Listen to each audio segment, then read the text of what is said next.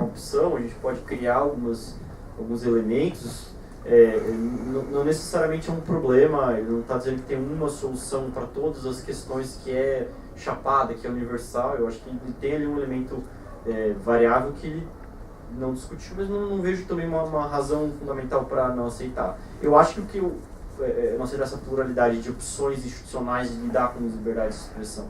O que eu acho que o Durkheim diz é que isso é verdade, mas daí não decorre que não haja um problema de direito fundamental, de direito de dignidade, que aí sim é uma solução transnacional, que passa por uma visão de que há um ser humano sempre numa democracia e o caso do texto que o Lucas mencionou, que está assistindo a China, um país europeu que tem uma outra cultura jurídica, mas que de qualquer forma está lidando com pessoas cuja vida tem um valor idêntico do outro lado do oceano. Então eu enxergo que o Durkheim admite todas essas possibilidades. Eu acho que o Durkheim não diz que o Estado não deve condenar o discurso de ódio. Eu acho que o que o Durkheim diz o Estado não pode proibir o discurso de ódio. São coisas diferentes, né? Proibir é uma maneira de condenar, mas há outras maneiras de condenar que não passam por proibição de discurso. É isso que ele está dizendo. O problema um tempo atrás um sujeito quis fazer uma fogueira de alcorões nos Estados Unidos. O cara ele comprou uma série de alcorões e ele fez uma fogueira. É um problema proibir essa fogueira? Eu acho que depende da razão. Você está proibindo a fogueira porque você está fazendo uma fogueira do lado de uma floresta e a floresta pode pegar fogo? Bom, eu acho uma razão um pouco mais convincente, que não necessariamente afeta a liberdade de expressão. Você está proibindo a fogueira porque você vai ofender os muçulmanos? Aí é um problema, mas nada impede também que o Obama ligue pro cara e peça para ele não fazer, coisa que ele fez. E deu certo. Então, não é um problema a autoridade pública dizer não, a gente não concorda com isso. O problema é você proibir, punir o indivíduo porque ele praticou algo que de alguma forma não violou o direito de alguém, não traz um elemento de insegurança para ninguém. Não tem um risco significativo. É simplesmente porque, poxa, como aconteceu aqui no Brasil, que o vídeo crítico dos muçulmanos foi retirado do ar, ou que é o que está acontecendo lá com outras com ofensas supostas a outras religiões no Brasil. Era isso que eu queria agradecer, os comentários de todos, especialmente o Lucas, pela leitura atenta. Obrigado.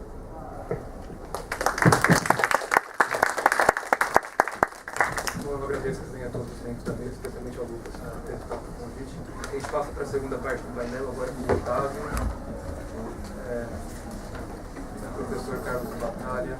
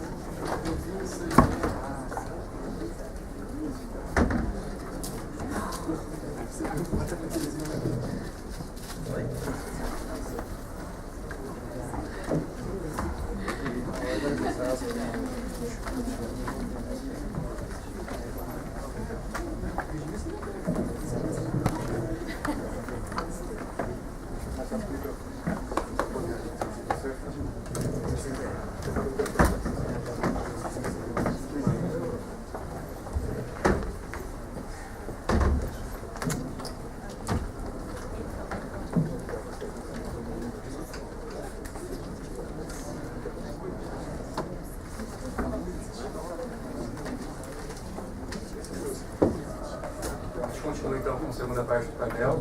O Otávio vai começar com isso. Oi, boa tarde a todas e todos que estão aqui. Queria agradecer a presença.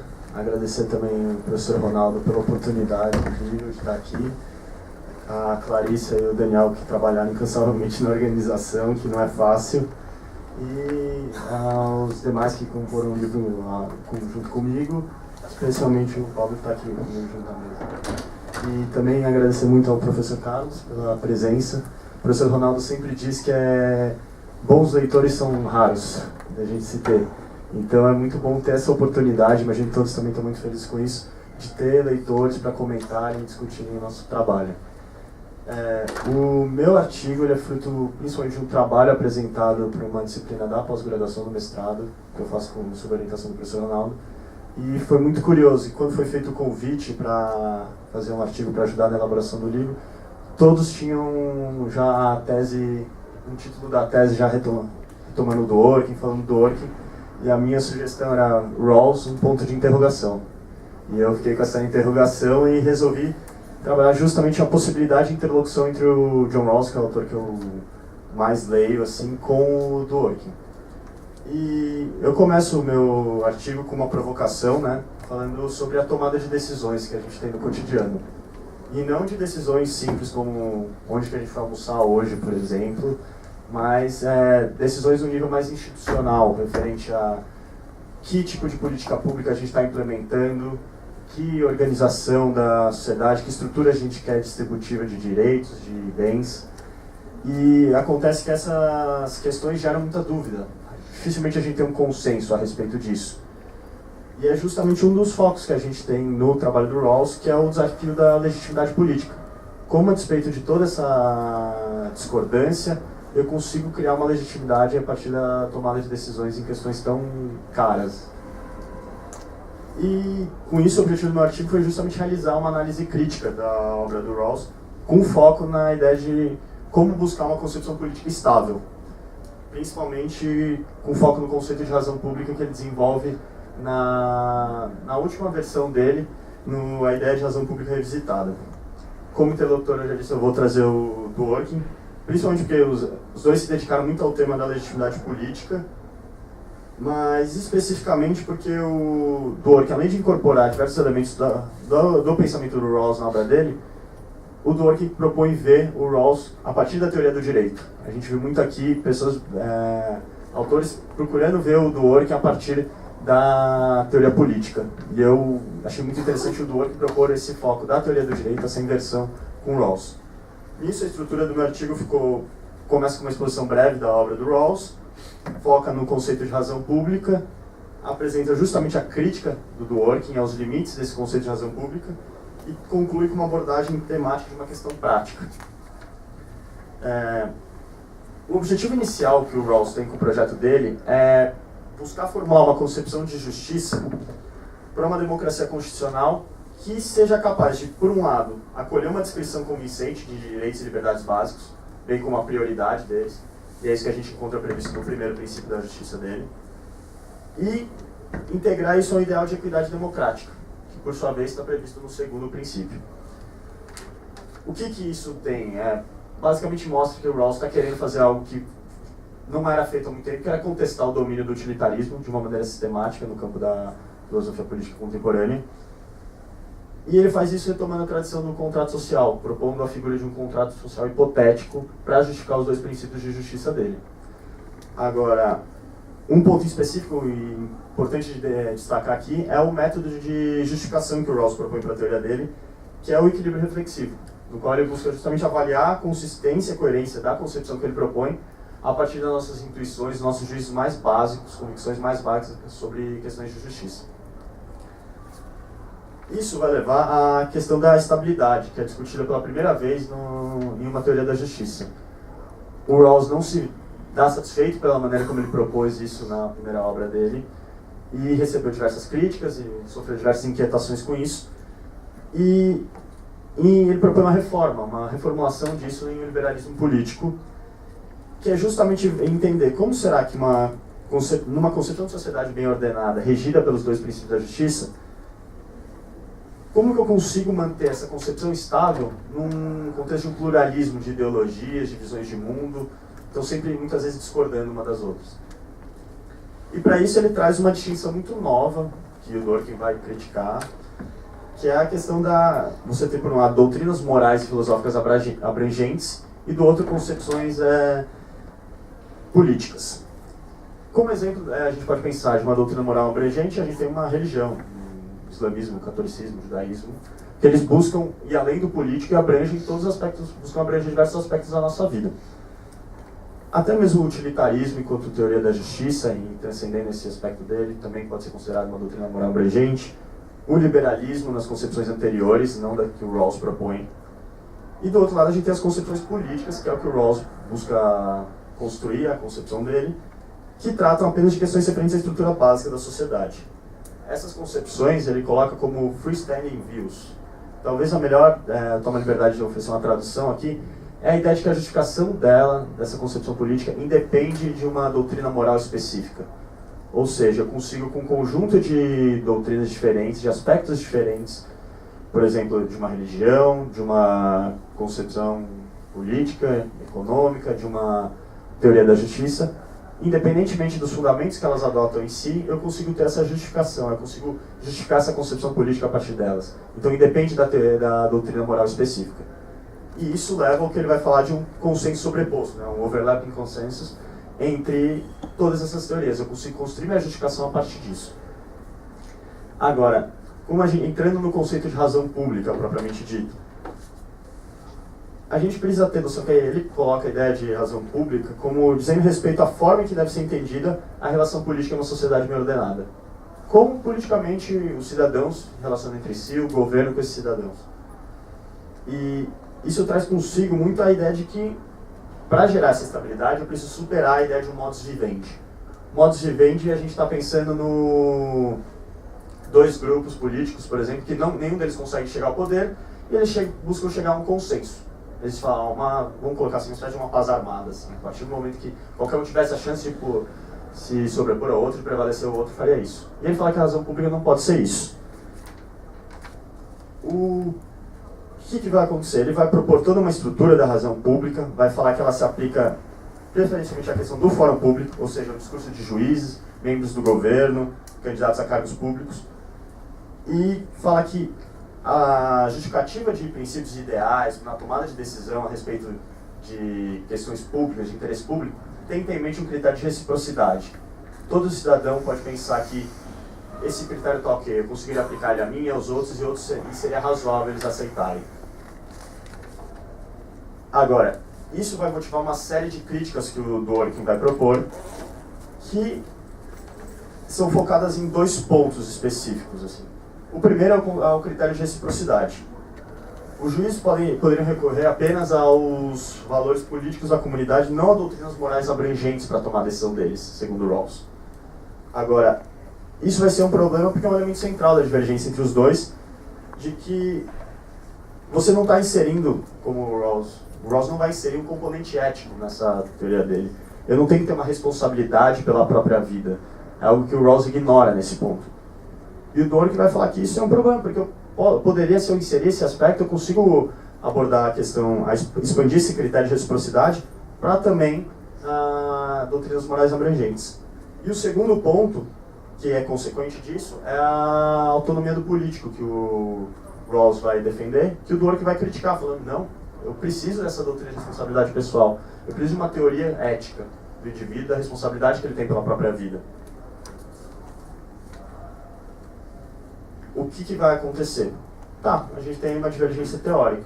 Tudo bem, o Rawls não tem esse componente ético, o Dworkin tem, mas no fim das contas, o que isso impacta?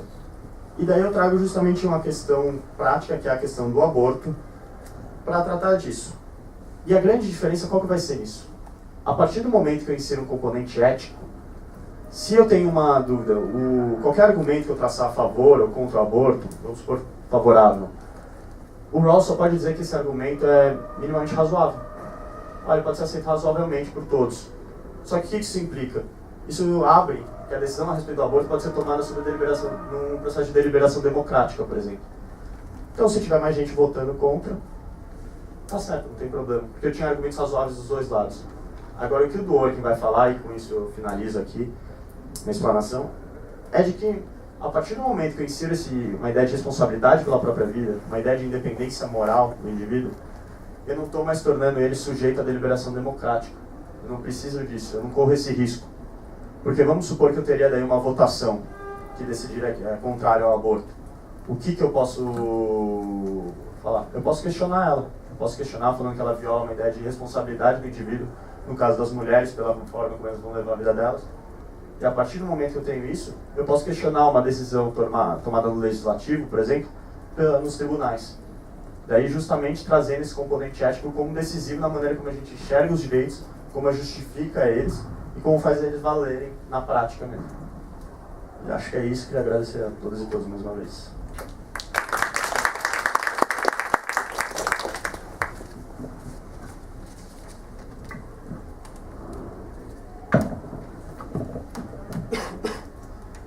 Boa tarde a todos. Eu quero primeiramente agradecer ao professor Ronaldo pelo convite de poder participar desse evento, de poder contribuir justamente com aquele que, em certa medida, é o patinho feio da teoria do direito hoje em dia, que é o John Finnes, né? São tão poucas pessoas interessadas na teoria do Finnes que eu fiquei, em certa medida, até lisonjeado de poder ter esse espaço de expor um elemento que eu considero muito importante da teoria do Finnes, né, que é justamente a sua concepção sobre os limites do Estado quando nós tratamos de questões sobre liberdade individual, né, de uma forma geral.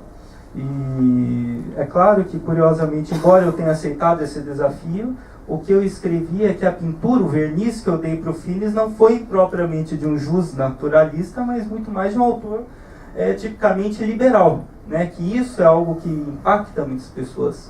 Aqueles que conhecem visões substantivas do Finnes com relação a aborto, com relação à homossexualidade e tudo mais, podem ter ficado surpresos ao verem como o Finnes trata a ideia de bem público, né? E como ele pensa em limites para a atuação do Estado quando nós estamos diante de questões envolvendo liberdades individuais. Pois bem, meu objetivo no artigo é justamente analisar criticamente a concepção de Finnes sobre os limites do Estado, ressaltando algumas de suas insuficiências e tentando, em certa medida, fazer uma leitura aí comparativa, paralela, em contraste com a concepção do Dworkin, né? Então, eu dividi o texto em 4 partes gerais. Na primeira parte eu apresento justamente a concepção de Finnes sobre os limites do Estado, né? E aí entra justamente a ideia dele de bem público, a sua concepção de autenticidade, e tomo como exemplo prático para explicar a sua concepção a forma com que ele condena a homossexualidade, como é que ele vê a homossexualidade, seja enquanto uma prática privada, seja enquanto um comportamento social público. Começando pela ideia de bem público. O bem público, na visão de Finnes, lhe corresponde a um bem comum limitado da comunidade política.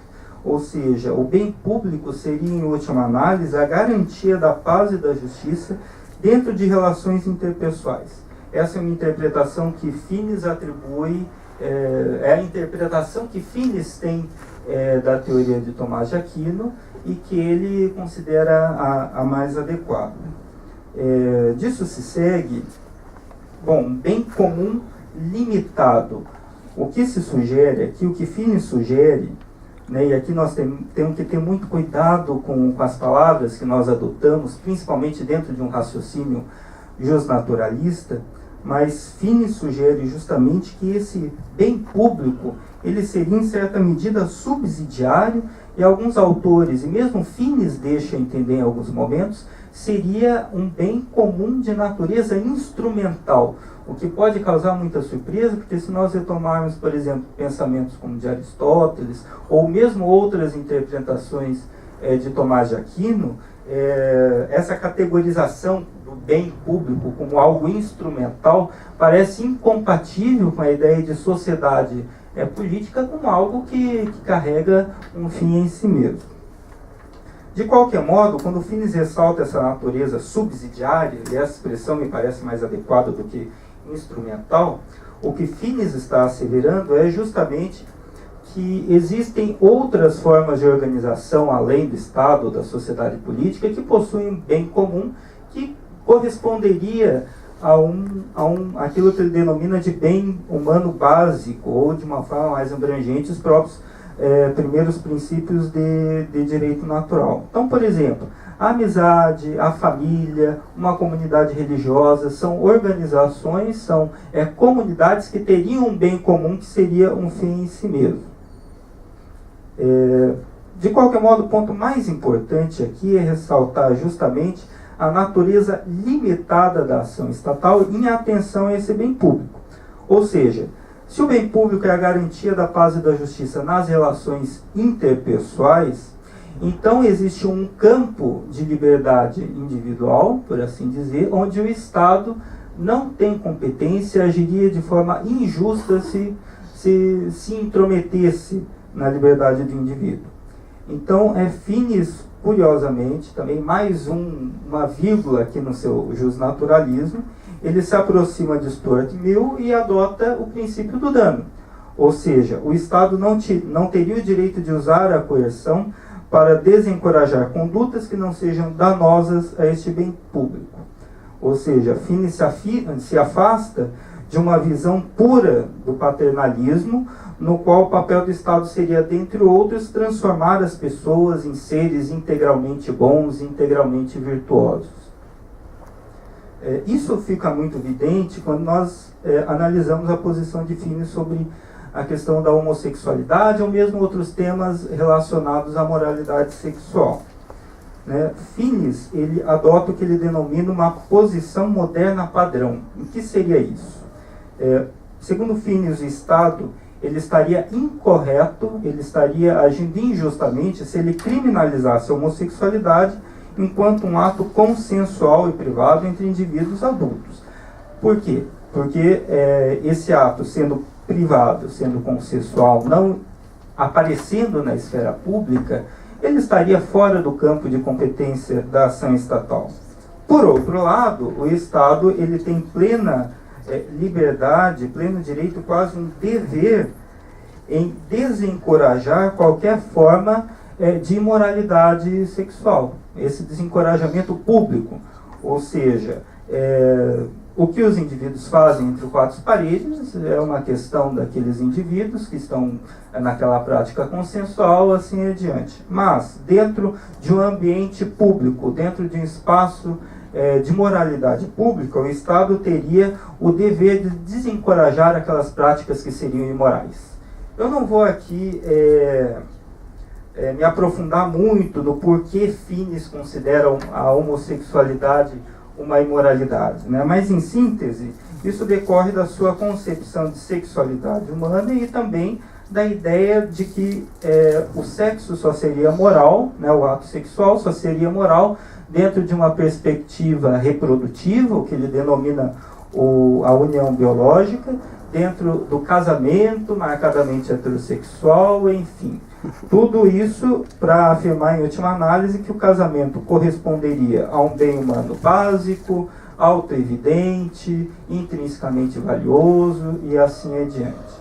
Uma visão que atualmente pode ser taxada como conservadora, obviamente o epíteto conservador, não estou aqui atribuindo um juízo de valor, pode ser conservador, mas não necessariamente certo ou errado, mas que, enfim, repercute em muito do nosso debate atual político, quando pensamos, por exemplo, em Estatuto da Família ou em outros temas correlatos.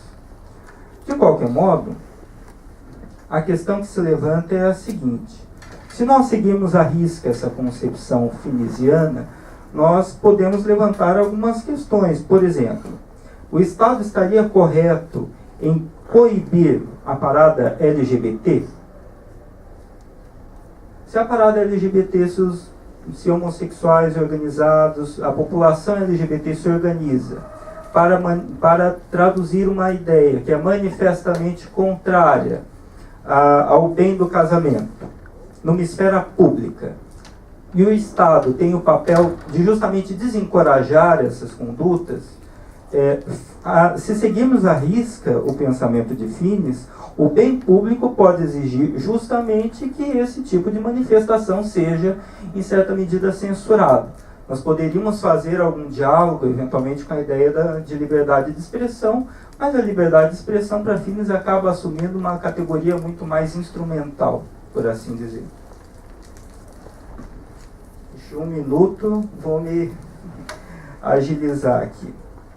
Pois bem, esse é um problema que aparece na concepção de Finis, que em última análise ele acaba adotando aquela perspectiva típica do período Clinton nas Forças Armadas Americanas do Don't Ask, Don't Tell, ou seja, você pode ser homossexual, mas seja no armário, não assuma publicamente as suas visões, etc.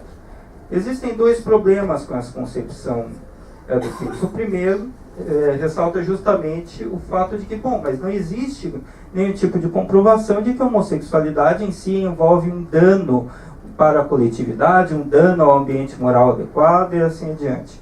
E, em segundo lugar, Finis não traça de forma muito clara qual seria justamente os limites dessa privacidade. Afinal, um casal gay que eventualmente esteja andando de mãos dadas na rua, isso é ofensivo a essa moralidade pública que o Estado deve proteger, considerando uma ideia de bem humano básico do casamento ou não? Pois bem, para não me alongar muito, eu passo essa primeira parte, vou para uma segunda parte onde eu apresento a visão dworkiniana. Não vou aqui me estender muito, porque já foi tratado muito da questão de independência ética e assim adiante. Eu abordo o texto dworkiniano com relação à pornografia. O texto Temos um Direito à Pornografia, no qual Dworkin trabalha justamente com a perspectiva de delimitarmos o sentido concreto do direito à independência ética do pornógrafo, o que permitiria uma espécie de regulamentação da pornografia dentro do espaço público, sem impossibilitar o acesso do pornógrafo à pornografia, mas também levando em consideração preferências mistas, preferências daqueles indivíduos que eventualmente não consideram o pornógrafo como uma pessoa abjeta, algo do gênero, mas podem ter algum interesse claro em não se deparar com a pornografia quando saem de suas casas e assim adiante. Na terceira parte eu analiso algumas críticas do Finis, a concepção do Dworkin, ressaltando que, na verdade, a visão de ambos, quando eles protegem, quando eles buscam proteger uma visão de autenticidade, é muito mais próxima do que o Finis é capaz de admitir. Eu rebato as críticas do Finis ao Dworkin. É curioso porque Finis tem vários textos onde aborda e faz uma crítica à visão dworkiniana, mas a recíproca não é verdadeira, infelizmente. E na quarta e última parte, eu justamente asseguro essa proximidade de ambos, notadamente em razão da ideia de autenticidade, e sugiro que a visão dworkiniana acaba sendo muito mais completa e abrangente e consegue lidar de forma muito mais clara com essas visões divergentes dentro do espaço público. Então, obrigado.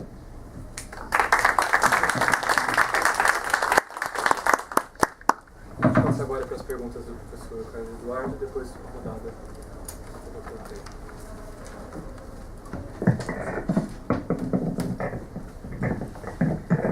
Boa tarde a todos.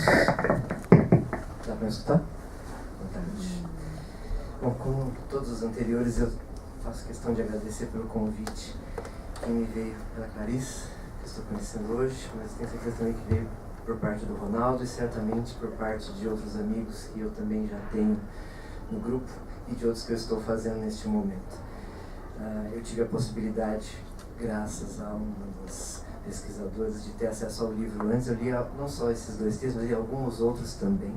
Por exemplo, o texto sobre desobediência civil, eu achei excelente. Então, é uma oportunidade incrível poder fazer parte desse encontro.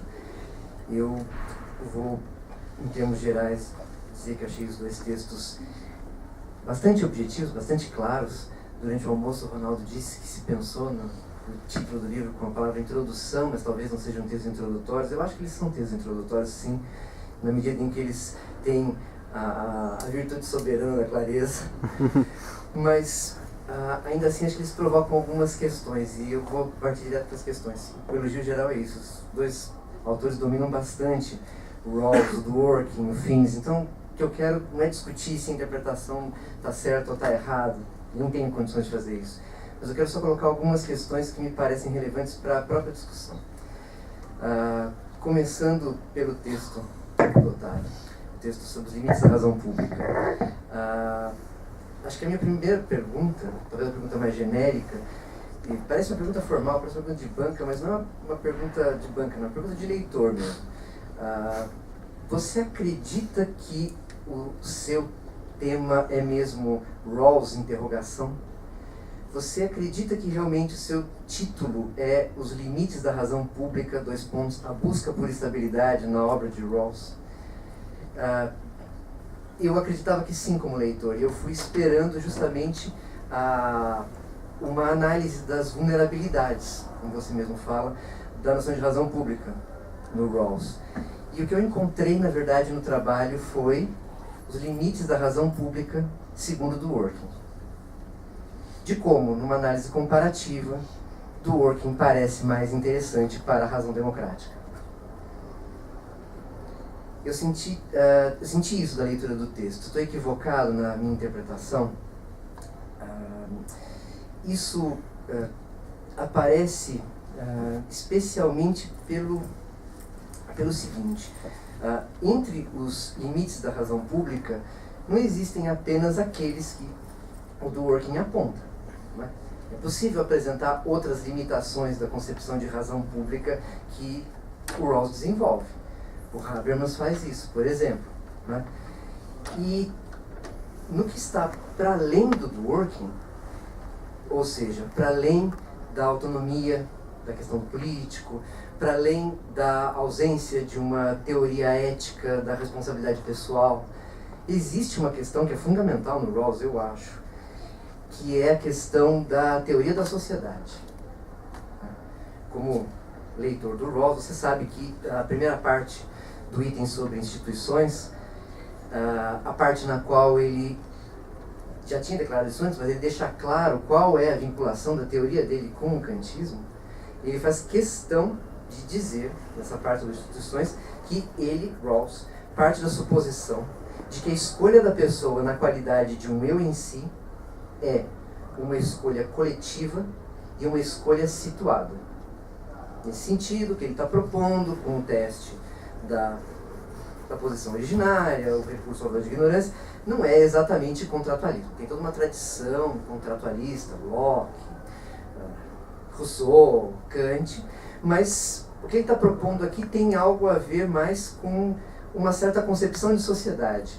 Tem bastante a ver com uma certa concepção de democracia liberal americana. Por isso mesmo, no texto do Rawls tem sempre referências a uma sociedade que se articula entre competição e coordenação, que é uma interpretação muito peculiar da sociedade de indivíduos.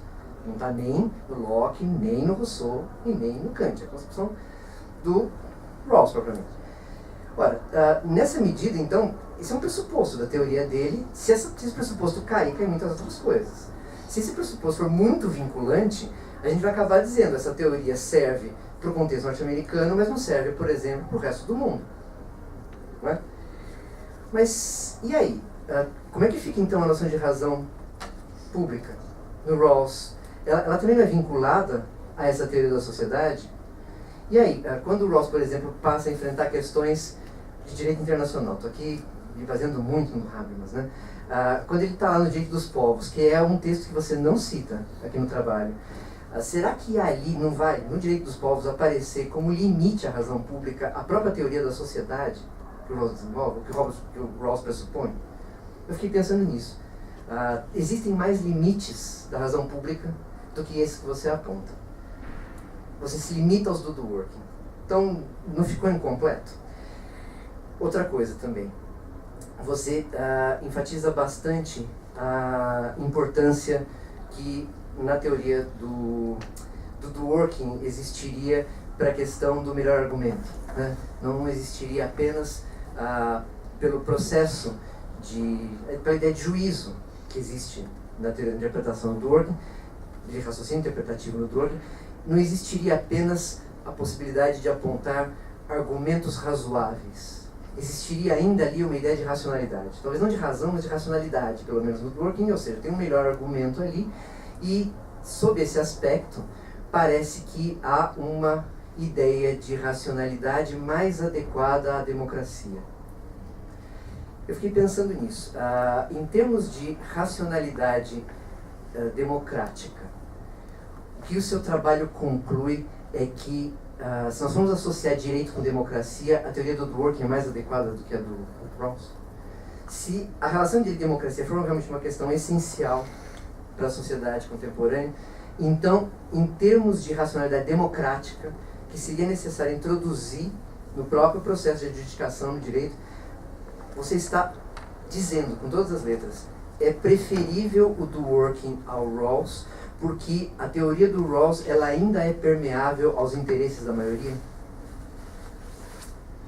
Então, não apenas a teoria da sociedade do Rawls seria um problema para a sua ideia de razão pública, a sua própria teoria da democracia seria um problema.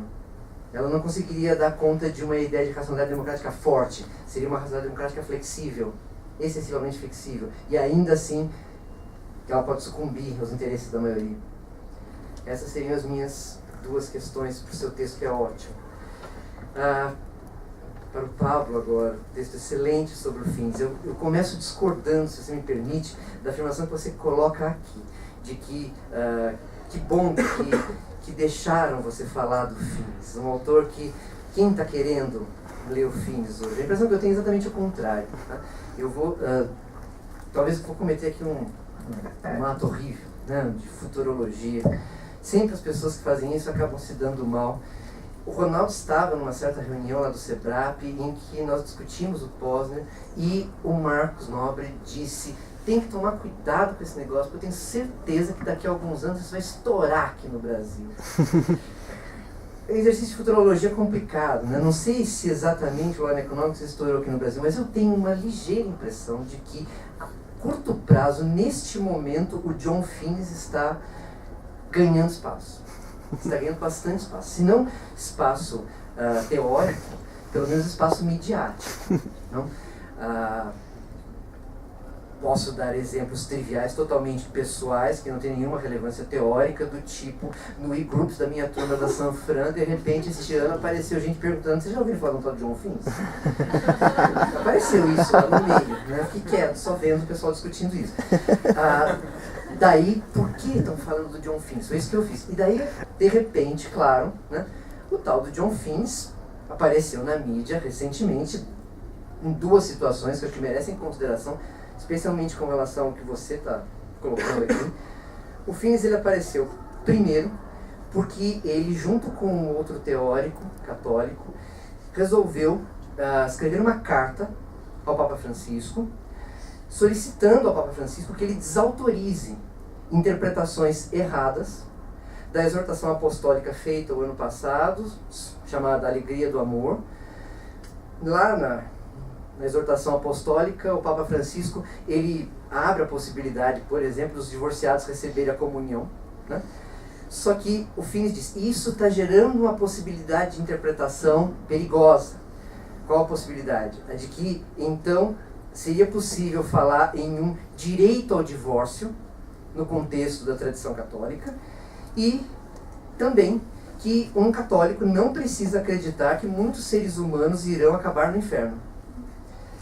Ele escreveu uma carta ao Papa, e eu não estou simplificando os termos, essas são expressões do próprio texto do Fins. Ele escreveu uma carta em que, entre outros 6 pontos, ele pede ao Papa Francisco, junto com outro teórico católico, que essas interpretações sejam fixadas como erradas e sejam divulgadas aos bispos e arcebispos como forma de doutrinação para que sejam impedidas por parte dos católicos, né? No sentido de que a interpretação consistente tem que ser a interpretação vinculada aos ensinamentos papais anteriores. Então o Fins acabou aparecendo na mídia primeiro por isso. Muitos disseram assim: está querendo ensinar ao Papa como escrever as exortações? Não, muito respeitosamente, ele não quer dar limites ao Papa, ele apenas pede que o Papa acrescente na sua argumentação essa impossibilidade de desenvolver certas interpretações.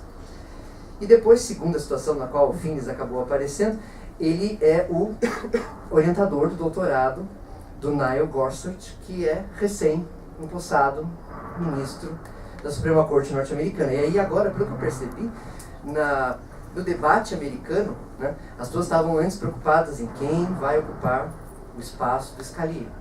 Né? Será que alguém da mesma orientação? Como fica o originalismo sem o próprio Scalia? Agora a questão está de outro jeito. As pessoas estão se perguntando até que ponto uma filosofia do direito natural se aproxima do originalismo ou não. Ou ela é ainda mais radical do que o originalismo. Né?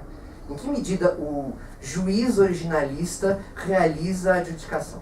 Né? Numa perspectiva, ele não poderia utilizar as suas próprias crenças sobre a moralidade para decidir o caso. Mas um advogado do direito natural já abre espaço para isso, para a possibilidade de usar as próprias crenças sobre a moralidade para decidir os casos. E aí, como é que a gente fica? Nós estamos mantendo o legado do Scalia, estamos redirecionando o legado do Scalia, ou estamos num novo contexto? Num novo contexto de uma nova fundamentação possível que vai aparecer no direito americano. Então, o Finis está nesse campo, né? Bastante discutido. Acho que vai chegar ao Brasil. Ainda teremos menções, imagino eu, recentes, próximas ao Finis em futuras decisões do STF. Quem sabe vão trocar o Alex pelo Finis. Né? Bom, tudo é possível, né? Anything goes.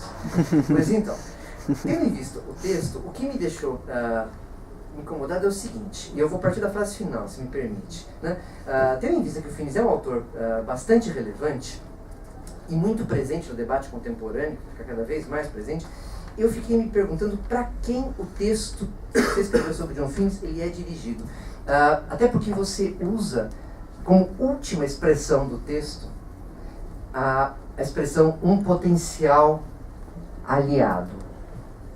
A frase final do texto, posso ler, Paulo, se você me permite? A frase final é: quando superamos nossos preconceitos com o direito natural e a teoria de John Finis, e vamos além do conservadorismo presente em algumas das suas visões substantivas, nos deparamos com um grande pensador e um potencial aliado. A minha pergunta básica para você seria: você dirige essa frase para quem? Você está dizendo, Finis, você é um aliado do Dworkin? Ou o Dworkin é seu aliado? Ou você está falando isso para os Dworkinianos? Do tipo, olha, o Finis, ele tem ideias liberais. Respeitem o Finis, incorporem o Finis no debate. Eu fiquei pensando nisso, quem é o leitor para quem você está dizendo, olha, veja como aliado o Finis, né? Veja esse como um potencial aliado. Você está querendo promover a aliança da parte do Finis com o Dworkin ou da parte do Dworkin com o Finis?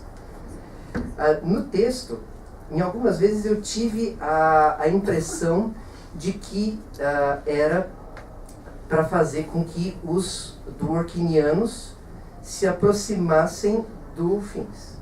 Eu tive um pouco essa impressão, que é talvez gerada pela história do preconceito com o justnaturalismo. Né? Como existe um certo preconceito com o justnaturalismo, então a vítima, neste caso, da estigmatização é o Finis. Logo, por favor, não estigmatizem o cara, se aproximem dele, ele é boa gente. Né? Eu fiquei um pouco com essa impressão.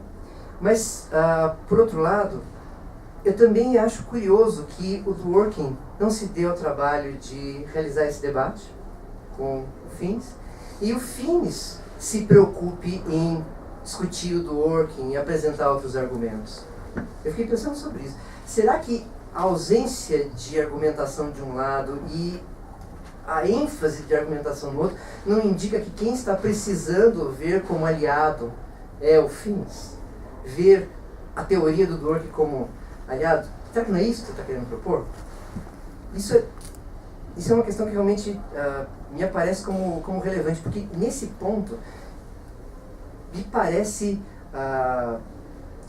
um pouco, se me permite, um comentário que não é irônico, nem de deboche, nem de graça, mas lendo um pouco eu fiquei pensando naquela piada que tem fundo político e também futebolístico, que se fazia antigamente, na época da Guerra Fria, que se falava, tá tudo ok, só falta combinar com os russos.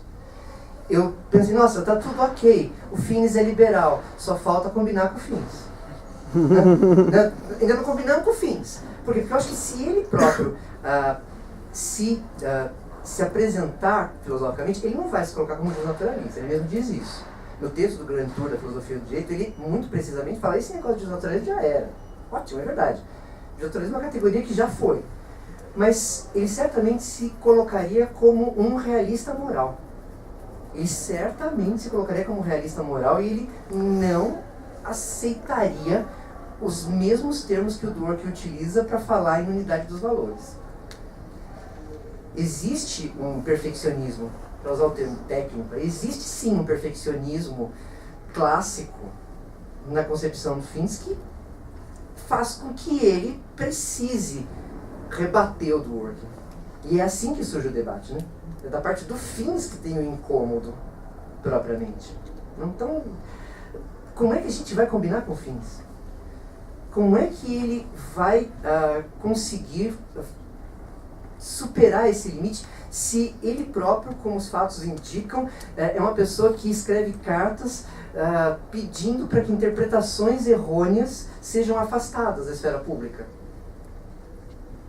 Como é que a gente vai conseguir essa adesão do Fins? Eu fiquei pensando sobre isso, né? Estou quase terminando, juro. Última coisa. Tem mais uma questão que seria para os dois aqui, e acho que seria até geral, de certa forma, para todo mundo que está nessa ótima coletânea.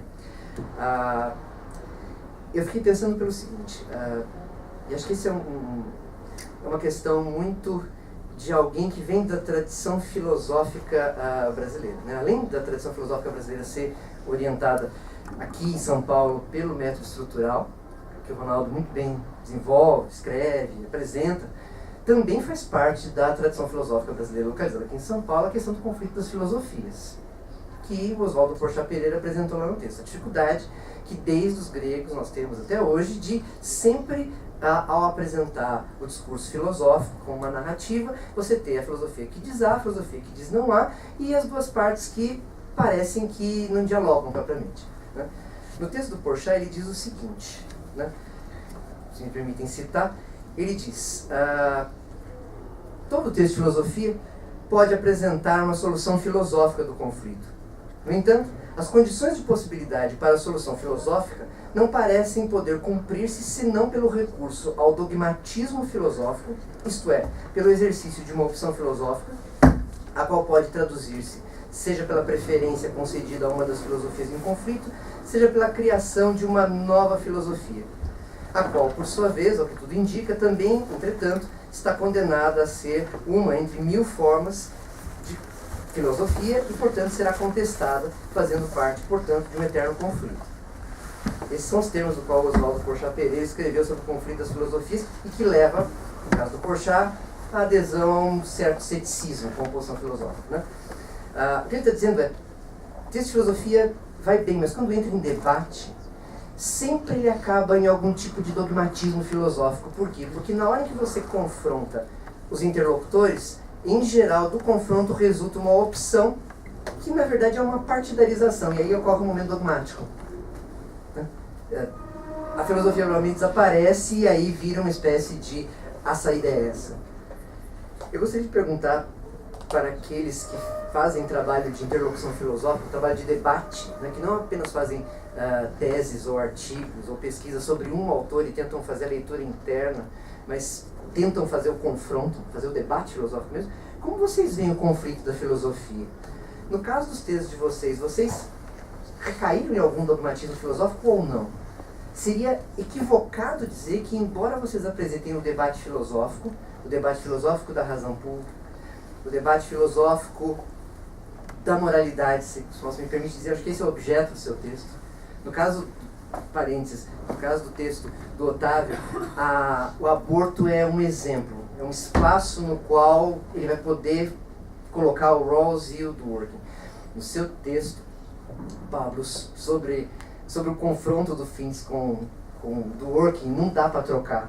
A questão é a moralidade sexual. Ela não é apenas um exemplo no qual as coisas se colocam. Ela é o lugar aonde fica melhor, ao que me parece, uma certa preferência pelo Dworkin como complementar ao Fins. E aí, isso não é uma espécie de dogmatismo? No final, os dois trabalhos não estão dizendo, olha gente, preferimos do work, somos do time do working.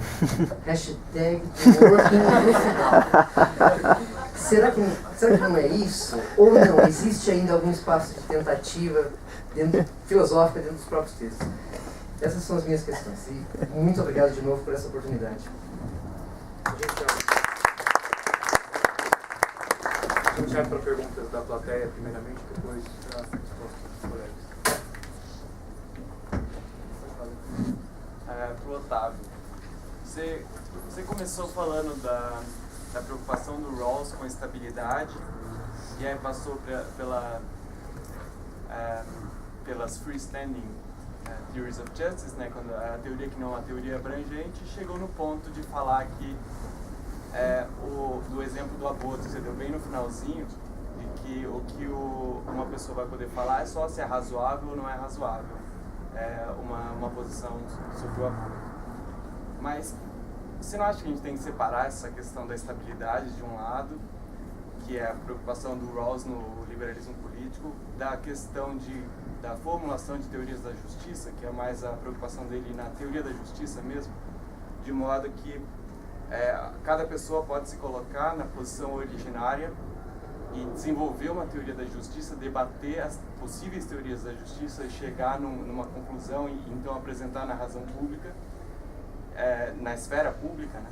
E que essa sociedade em que são apresentadas teorias da justiça só vai poder ter uma estabilidade a longo prazo se elas convergirem de certo modo como freestanding theories of justice, mas que esse primeiro passo, cada indivíduo ainda mantém e ainda mantém a possibilidade de colocar as teorias todas em jogo, decidir por uma e apresentar na esfera pública, que é o que o Rawls faz, por exemplo, na teoria da justiça, quando ele pega o utilitarianismo e várias vertentes de possíveis teorias da justiça, compara, chega a uma versão que segundo ele é a melhor, então essa ele apresenta na esfera pública num próximo passo. Assim. Mais alguém tem alguma pergunta? Começamos aqui.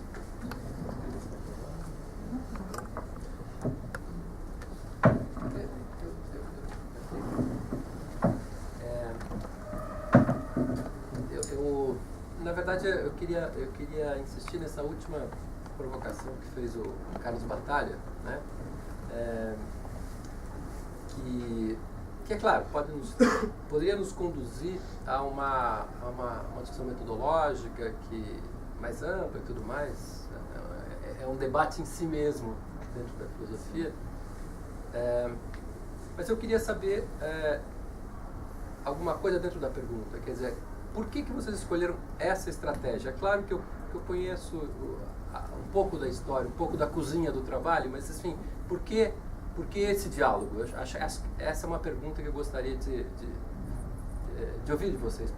Por que essa interlocução específica pareceu estrategicamente importante, especialmente útil, seja para os objetivos substantivos e teóricos específicos, seja por uma estratégia que eu sei que também participou aí das preocupações de vocês, de encontrar um caminho factível, um caminho viável, né? Às vezes o caminho escolhido responde não apenas às exigências teóricas mais abstratas, mas às pragmáticas mais comezinhas de que é um caminho possível, factível, etc. Então, isso eu gostaria de ouvir. Por que essa interlocução? Porque especialmente, na verdade é um subproduto da observação do Carlos Batalha.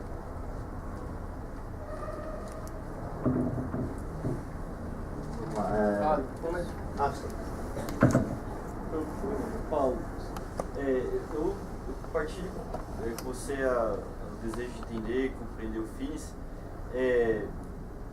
Eu queria saber como você enxerga as críticas que o Finis dirige ao Dworkin na questão específica da igualdade. Porque, salvo engano, a principal preocupação, pelo menos uma crítica reiterada dos naturalistas, acho que o Stan George também, é que o recurso liberal à igualdade como um valor fundamental é pouco justificada. Ela não é o valor fundamental da política, ela não é o valor fundamental da interação humana, né? E eu me recordo do exemplo que o Finis dá, eu acho que no Lei Natural e Direitos Naturais, a respeito do que significa tratar o outro como um igual, ou como fazer o bem ao outro, né? E eu acho que uma coisa que diferencia os dois, e que talvez me faça resistir um pouco ao esforço semelhante que você faz, é a ideia de que o Finis enxerga talvez a proibição estatal de vários atos como um ato de cuidado com o outro. Isso é a diferença. Para ele, talvez a proibição da conduta homossexual é algo que é feito pelo homossexual. O exemplo que ele dá no texto é de o indivíduo que é impedido de usar drogas, né? De fato, claro que o exemplo é deliberado aqui, mas o pai que deixa o filho usar drogas é um pai que está se preocupando pouco com o bem-estar do próprio filho. Então eu acho que tem uma diferença de como interpretar o bem aqui, né? De como que o Estado teria ele faz aquilo para proteger o próprio. Como é que fica essa questão do paternalismo? Isso a minha pergunta é direcionada para o Pablo. Eu achei muito interessante o seu texto, embora eu não tenha acesso a ele ainda. Eu gostaria que você explicasse um pouquinho a relação do artigo Tendo Direito à Pornografia do Dwork com a questão da tese do Estado não deve intervir na homossexualidade na questão pública. Isso porque, na minha interpretação, embora bastante superficial, acho que essa analogia me dá a entender um pouco que as pessoas, embora elas não devam, as pessoas do Estado, embora elas não devam proibir a questão da homossexualidade no espaço público, me dá a entender que uma espécie de direito à regulamentação por parte de outras vias da homossexualidade no espaço público. Então, como eu não li o seu texto, eu achei bastante interessante esse ponto. Eu gostaria que você falasse um pouquinho sobre ele. Como que é seu nome? Beatriz. Mais nenhuma pergunta?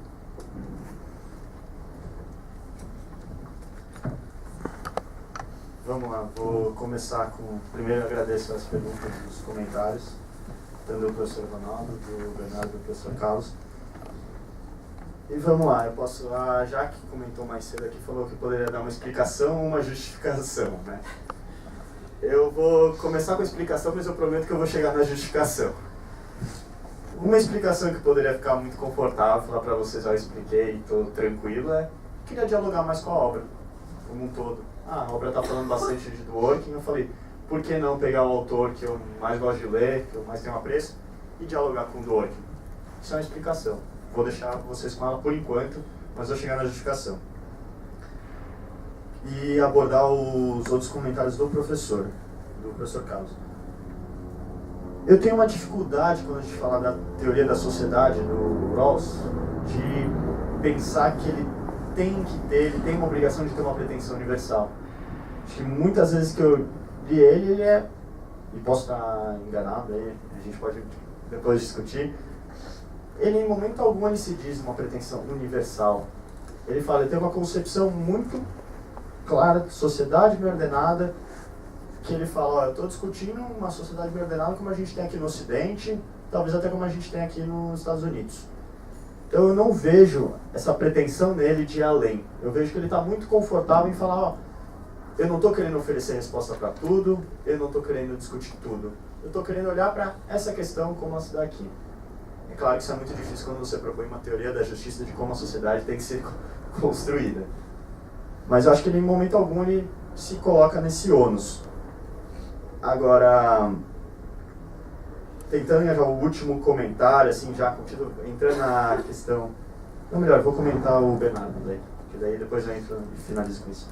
E dá uma inversão do tempo. Então. O Rawls eu leio o Rawls de uma maneira muito clara com essa distinção. ele tem uma teoria da justiça, que ele fala que ele está preocupado com o quê? Com a justificação dela, os argumentos que ele vai oferecer para essa teoria da justiça dele. E ele entra na terceira parte e começa a falar de estabilidade, falando muito sobre a ideia da convicção moral, de como que a psicologia moral do indivíduo funcionaria, e como seria possível defender que a concepção dele seria estável. Não é à toa que ele recebeu tantas críticas, e que, mais do que críticas, porque não criticaram tanto ele nisso, eu acho que eu sinto muito mais uma inquietação dele com esse próprio trabalho dele. E ele propõe no liberalismo político uma reformulação que ele não vai resgatar as questões anteriores, obviamente que ele perde muita coisa que ele já escreveu, mas ele vai falar, vou tratar da questão da estabilidade. E que estabilidade eu estou falando?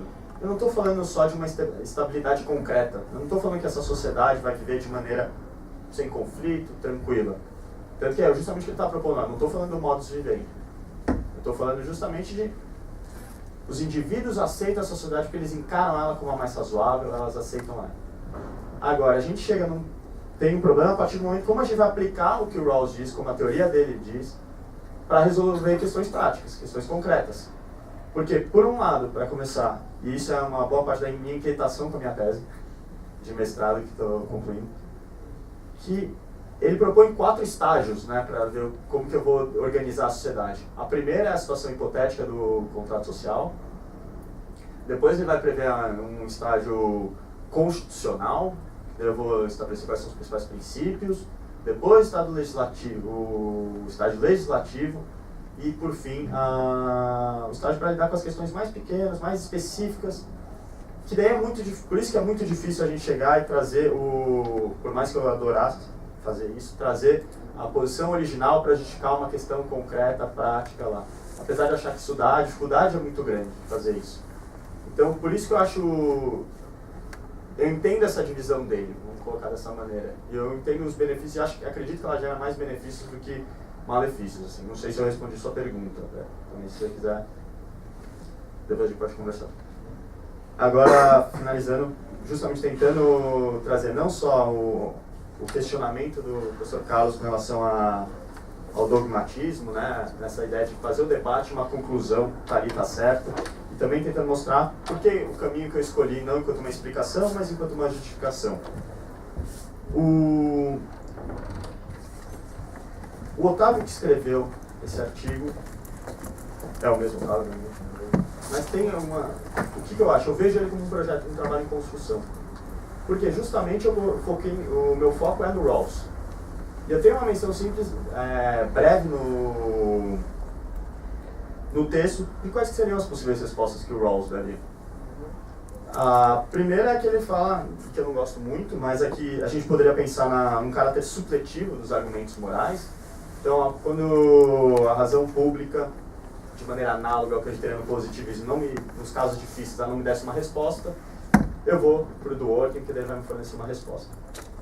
Mas o que eu acho mais interessante é sobre a ideia da autonomia do político e da resposta que ele pode dar, porque eu passei a enxergar um componente ético muito forte no Rawls.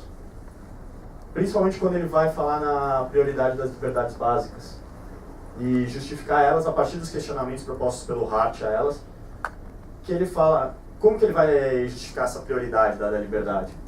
Ele vai falar, depende muito da significação que eu dou para uma liberdade. E o que é essa significação?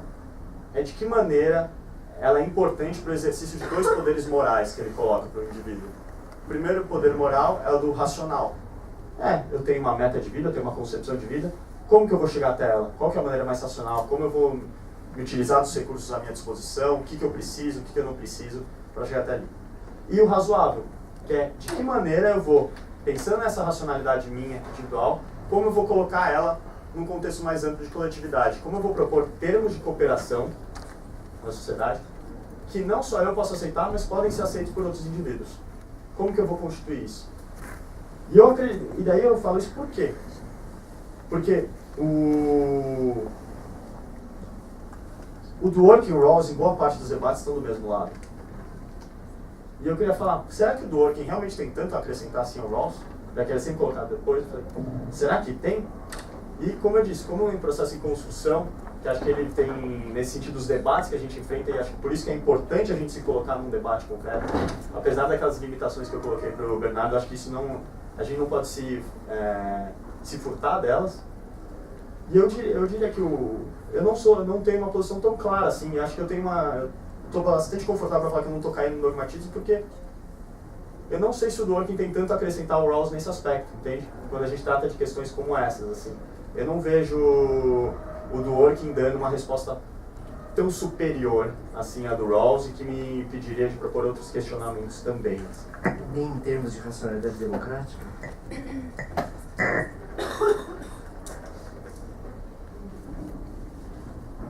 Eu vou arriscar dizer que não. Eu acho que não. Eu diria... Estou até bastante confortável assim, com isso, eu acho que não. Eu diria que não. Okay. Posso me alongar um pouquinho mais. Melhor não. Valeu, obrigado.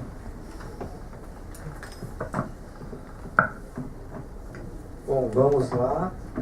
Para mim, eu acho que a questão, o momento das perguntas é sempre a melhor hora, porque é justamente aquela hora onde a gente pode falar sem se prender num texto feito para apresentação e tudo mais, e expor justamente alguns pontos que às vezes não ficaram tão claros, né? Então, em primeiro momento, eu quero agradecer ao professor Carlos pela leitura atenta, pelas observações.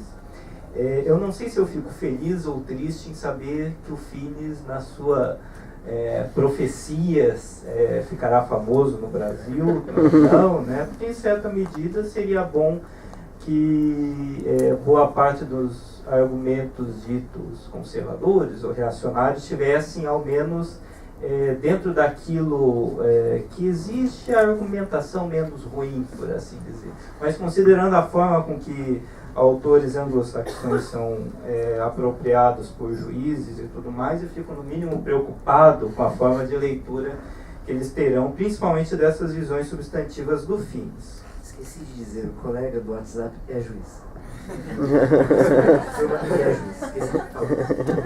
Pois é, então acho que a saída é ficar mais preocupado do que... Enfim. Quando eu escrevi esse texto ele faz parte de um projeto, por assim dizer, muito maior, onde eu analiso várias ideias do próprio Finis, muitas das quais em contraste com o pensamento do Dworkin. Minha dissertação foi especificamente sobre o tema do casamento entre pessoas do mesmo sexo, as críticas feitas pelo Finis. Eu acredito que algumas observações têm que ser feitas. O professor mencionou, é claro, o Finis escreve alguns textos para o próprio Papa, sugerindo qual seria, em última análise, a interpretação mais adequada. Mas esse mesmo Finis, ele tem uma preocupação muito grande em separar os seus argumentos teóricos da sua atuação efetivamente política ou mesmo católica. Isso eu acho que fica evidente na própria construção do Finis, do seu livro principal, que é a Lei Natural, Direitos Naturais, onde ele não começa por uma visão católica ou Deus, mas relega isso ao último capítulo do livro. Isso é emblemático. E também em suas visões substantivas sobre moralidade sexual, casamento e assim adiante, ele é muito expresso em afirmar, veja, que eu não estou justificando a partir de uma argumentação religiosa ou algo do gênero, mas aquilo que constitui a nossa experiência enquanto seres humanos dentro do direito natural, que não precisa ter uma pintura ou um verniz necessariamente católico. Disso se segue que no meu projeto eu tento fazer uma releitura do direito natural que não necessariamente esteja vinculado à visão de mundo do Finis, a visão que Finis tem da forma com que nós vivemos as nossas vidas, a forma com que nós vivemos a nossa sexualidade, a forma com que nós nos relacionamos. Ou seja, eu digo que Finis comete quase um erro sociológico, por assim dizer, ao interpretar de forma